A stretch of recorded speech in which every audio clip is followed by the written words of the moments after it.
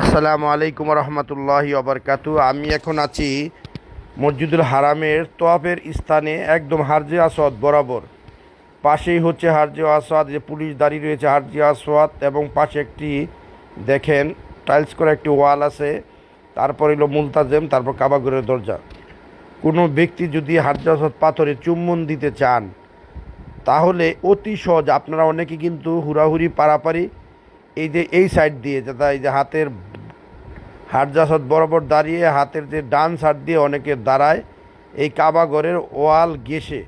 আসলে এটা উল্টা দিকে, এটার দিকে যদি ঘেঁষে কোনো ব্যক্তি যদি দাঁড়িয়ে হাটজাসাদ পাথর চুম্বন দিতে চায় তাহলে কিন্তু অনেকেই চুম্বন দিতে পারে না, অনেকে ফেল করে। কারণ কেন? এটা উল্টা দিক। আর কোনো ব্যক্তি যদি কাবা ঘরের দরজা বরাবর এই যে যেই ওয়ালটা আছে এই ওয়ালে দাঁড়িয়ে যদি লাইন ধরে তোর প্রত্যেক চক্কর ইচ্ছাগুলি সে চুমা দেওয়া সম্ভব। উল্টা দিক থেকে ঘুরে এসে চুমা দেওয়া অনেক টাফ ব্যাপার, আপনারা জানেন। উল্টা দিক থেকে ঘুরে আসলে মানুষ যখন চুম্বন দিয়ে যদি বের হতে যায় তখন কিন্তু ছিটকে পড়ে। এতে অনেক লোক কিন্তু পিছনে থাকে, তারা কিন্তু সরে যায়, এবং যারা এই ওয়াল ঘেঁষে থাকে তারাই কিন্তু চুম্বন দিতে পারে।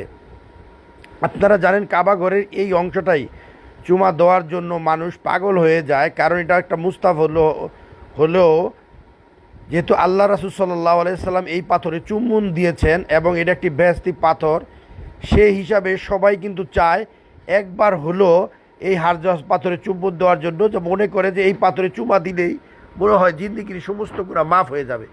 এই কারণে মানুষ কিন্তু চুমা দেওয়ার জন্য পাগল। পুলিশ কিন্তু ওই ওই পাথরের উপরে যে সাইডে যে ওয়ালটা আছে এই ওয়ালটা দাঁড়িয়ে থাকে, কিন্তু কেউ এখানে মরে গেলেও কিন্তু পুলিশ ওই ওয়াল থেকে কেউ নামবে না।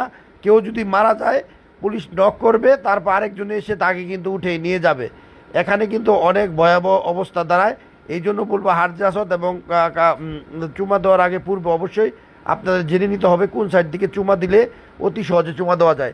সকলকে ধন্যবাদ জানিয়ে ভিডিওটি শেষ করছি। আরবি হজ গ্রুপ বাংলাদেশের পক্ষ থেকে।